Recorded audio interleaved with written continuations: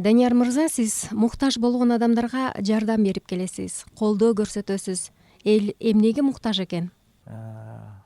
Бул нерсе салыштыруу менен болот.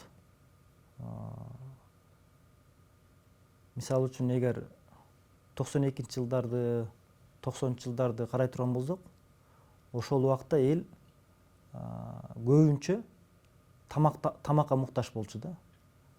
Себеби бизге коноктор келгенде үйдө нан жок болуп калса, кошунабыздыкынан барып эле нан сурап койчук да.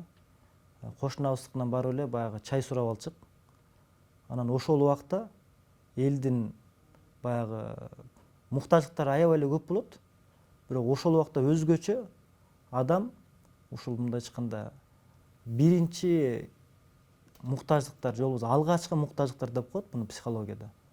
Бул тамактанууга, ошол өзүнүн курсагын тойгузууга менен алек болуп, ошол нерсеге өтө муктаж болуп турган учур болгон. Азыркы учурда адам уже курсагы ток, азыркы учурда адамдын кийими бар, азыркы учурда адамдын иши бар, иштейм десе иштин түрү бар.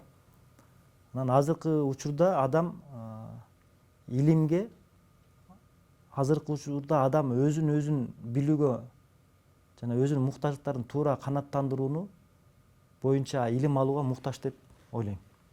Элмирбек мырза, жашооңузда кубанганыңыз жана өкүнгөнүңүз эмне? Жашоодо кубаныч, өкүнүч шайкеш жүргөн нерсе, мындайча айтканда азабың менен бактың бирдей берилген дүйнө бул.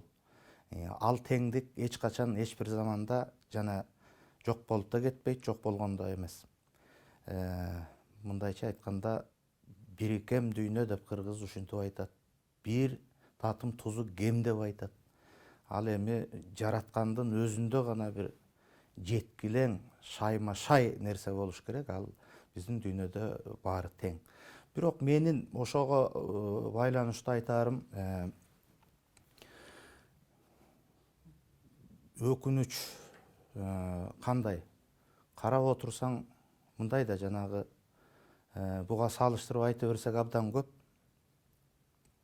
Байым, мыкты, асыл нерселердин аз экенине өкүнөсүң. Тескерисинче кемчилик, зыяндуу нерселердин көбүнө өкүнөсүң. Анан калган кубанганыбыз ушу дүйнөдө баары бир күндөн күнгө адам өзү өзгөрүп, жакшы жолдо адамдык оз ыйпасын жөндөп, сактап алып жүрүшүндө, үйрөнүүсүндө турат. Бул жашоо өзү үйрөнүү экен. Өзүмдүн бир ырымда да айттым эле. Билгендерге бул дүйнө күндөн күнгө үйрөнүү, билбегенге бул дүйнө көрдөн көргө сүйрөлүү деп. Ансыңарындай, анда ушундай. Эми бул кош нерсе дайым бул теңдикте жүрөт экен. Социалдык баракчаларда кайда барбагын, ким менен сүйлөшпөгөн ушак жана кыйбат болуп кетти. Бул нерсе акыры жыйынтыгы эмнеге алып келет? Эми бул нерсе мен ойлойм ушу бир кыяматтын бир белгиси да. Анткени ошо кыяматтын белгисинде көрөсүңөр деген ушу кедейлер үй куруп жарышат. Анан карап турсаңыздар эле бир концепциясы жок, бир адамдар эле адамдарга жашоону үйрөтүп атат. Мындай бир бул дагы бир кыяматтын белгиси го деп ойлойм. Албетте ошол соцсеттин бул өзүнүн бир чоң жумушу, бирок бул атайын түзүлгөн, ошол адамдардын акыл эсин, бул өзүнчө бир дүйнөдө бир кодировать этилип аткан нерсе да. Бул өзүнчө бир чоң изилдөөлөр жүрүп атат бунун үстүнөн.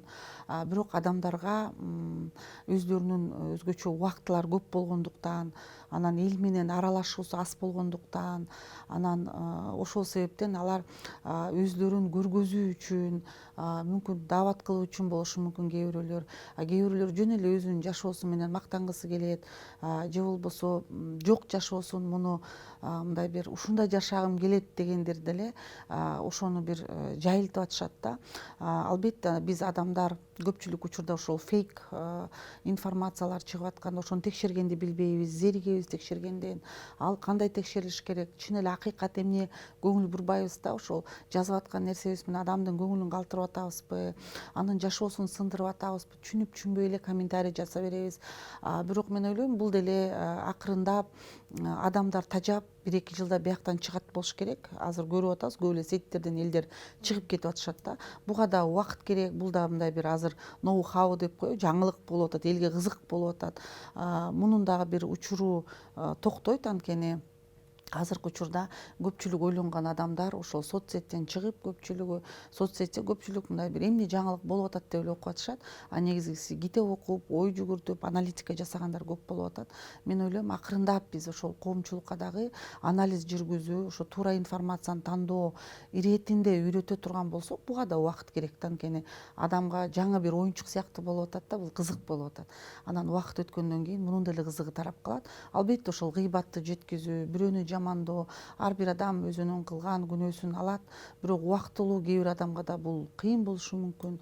Бирок бул мен чакырар элем сабырдуулукка. Бирок сабырдуунун түбү сары алтын дегендей, акырындап убакыт келгенде бул үчүн да иншалла сооп алчу ойлойм күндөр келет болуш керек деп. Турсунбай Бакир уулу коомдук транспорттарга чыгабы же кээ бир адамдар сыяктуу уялабы? Биринчи кезекте мен жөө жүрүш жакшы көрөм. Ошон үчүн таң калып атпай, кечеде бир балдарга жолуксам инчектерге. Ажеке дейт, бизде курсак бар дейт, сизде курсак жокку дейт.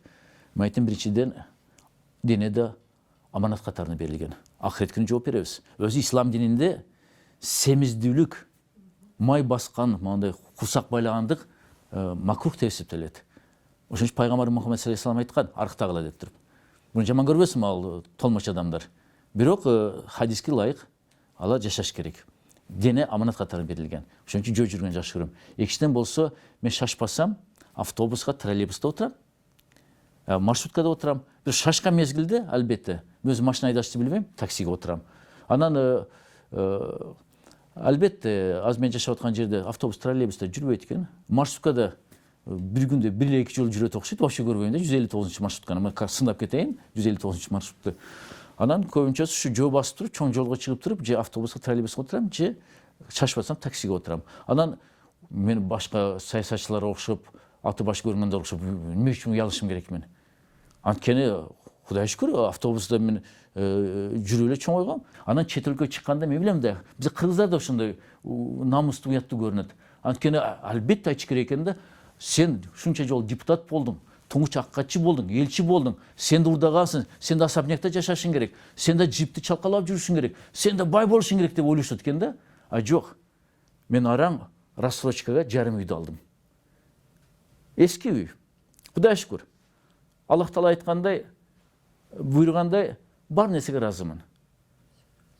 Экинчиден болсо, мен машинага өч эмесмин. Мен алардын бирин да аркы дүйнөгө алып кетпейм. Особнякты да, джипти да, алтынды да, өзгөчө алтынды айтып коеюн, көбүнчө көрүп калам, шакектерди алтын табып жүрүшөт балдар.